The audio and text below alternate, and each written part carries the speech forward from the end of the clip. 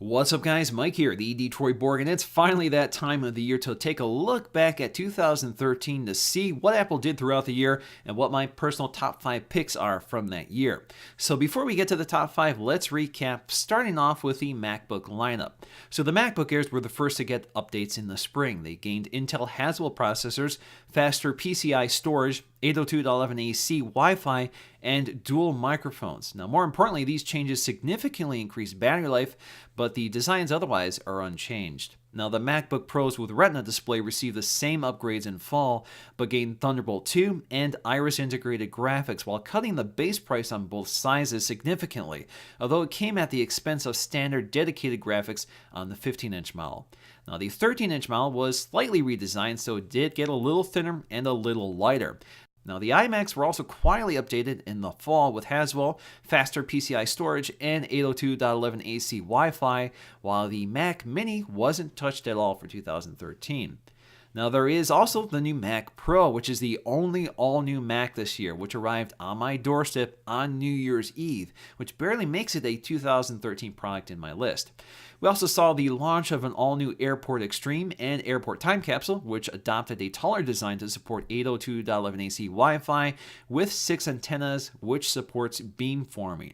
Now, the iPad Air and iPad Mini with a Retina display also debuted at the end of the year, which followed the debut of the classic iPhone 5C and the 5S, which introduced us to Touch ID, the 64-bit A7 CPU, and Gold. Now, the only news on the iPod lineup this year was the addition of the 16-gig version of the iPod Touch 5G, which strips away the camera, iPod Loop, and color options. This dropped the base price to $229 and was upgradable to iOS 7, unlike the now discontinued iPod Touch 4G, which was cheaper at $199. Now, in terms of software, iOS 7 introduced an all-new look and some very useful new features, which we'll talk about later. Now, conversely, OS X Mavericks, or 10.9, was a minor update, which brought iBooks and Apple Maps to the desktop, integrated iCloud Keychain to save passwords and credit cards, Finder tabs and tags, updated mail and calendar apps, and useful improvements such as automatic app updates, a more powerful notification system which added website updates and actionable notifications, and all of this for the low price of free, which is a first for an OS X release. Apple also made its iLife and iWork apps free to new devices running both iOS 7 and OS X Mavericks, while iCloud.com was completely redesigned, which added web-based versions of Pages, Numbers, and Keynote. Apple also launched a bunch of new accessories for the iPads and the iPhone. So the iPads got new smart covers and smart cases. So finally, the iPad Mini got a smart case. The iPhone 5S got some leather cases, and the iPhone 5C got some new polyurethane cases, which were ridiculed quite heavily when they launched because of their unique design with the holes in the back, which allowed the color to shine through but also obscured part of the iPhone name. We also finally got a dock accessory for the 5S and 5C. So without further ado, let's go ahead and count down my top 5, starting off with number 5, the iPad Mini with Retina display, which brings us the pixel density of an iPhone and the screen resolution of a full-size iPad powered by an A7 CPU, and it's only slightly thicker and heavier than the non-Retina iPad Mini, which is now cheaper at $299. It's also a massive spec leap over the last generation iPad Mini.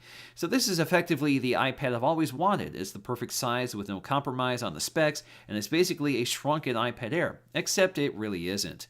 The iPad Air still has a slightly faster CPU, and more importantly, has a screen with a noticeably better display with richer color and a more vibrant experience. It's also fairly expensive for a high-resolution small tablet at $399 and is only $100 cheaper than the now much smaller and lighter iPad Air. So this ranks behind the iPad Air, so we're going to have to wait a little later to run into that one.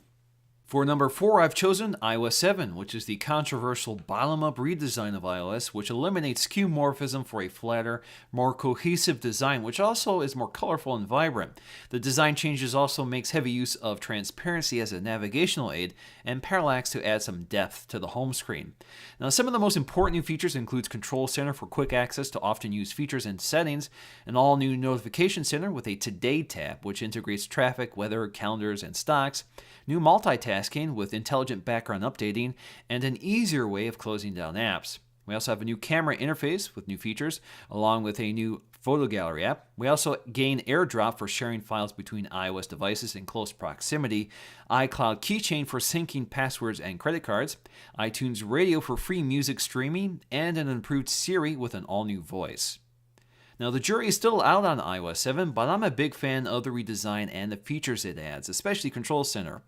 iOS 7 still has stability problems, and the animations feel like they slow down the interface quite a bit, but I think iOS 7 has made a brave leap forward with a design that matches the hardware that it's installed on, and features that no longer leave me unsatisfied with iOS. For number 3, I've chosen the iPhone 5S. Now, essentially, the 5S is a mid-cycle update of the iPhone 5, so the form and design is mostly unchanged, but the new features and technology are still significant and innovative. The 5S introduces a True Tone dual LED flash, which is a unique innovation in smartphones, coupled with a new camera sensor, which is still 8 megapixels but is now larger for better low-light performance. The 5S camera also is capable of 120 frames per second video recording, which is good for slow motion effect. More significantly, the iPhone 5S adds a powerful new 64-bit A7 CPU and Touch ID, which is currently limited to unlocking the phone and buying stuff in the iTunes and App Stores. And of course, the 5S is available in gold, which is a new color which was in very short supply when it launched. Although not terribly new to look at, the iPhone is still one of Apple's most innovative and polished products, and it remains one of my favorite smartphones of 2013, and it's still my daily driver.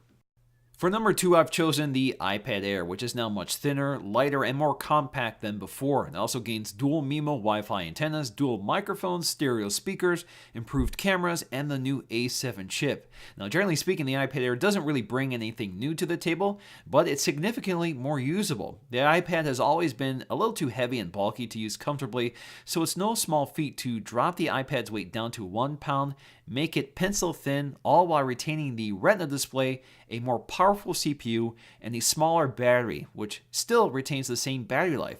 The iPad Air is a massive leap over the iPad 4th generation, not by adding features, but by being better. So for me, the full-size tablet finally makes sense thanks to the iPad Air. And for number 1, I've chosen the Mac Pro. It's a clear statement from Apple that it can still innovate even in the boutique Pro desktop market. The Mac Pro is a fraction of the size of the outgoing tower and is built around a thermal core with a single fan for efficient and quiet cooling. It comes with standard dual GPUs and your choice of 4, 6, 8, or 12-core Xeon CPUs with high-speed PCIe flash storage and ECC memory up to 64 gigs. It also incorporates 6 Thunderbolt 2 ports for high-speed peripherals and an illuminated I/O panel. And all of this comes in a precision-made chassis with a removable shell, and it's all assembled in the USA. The Mac Pro is the ultimate merger of design finesse, precision manufacturing, high-end workstation power, all while retaining a compact, portable form factor. Now, while it may never sell in high volumes, I've never been this excited for any device I reviewed previously. So definitely the Mac Pro is my top device of 2013.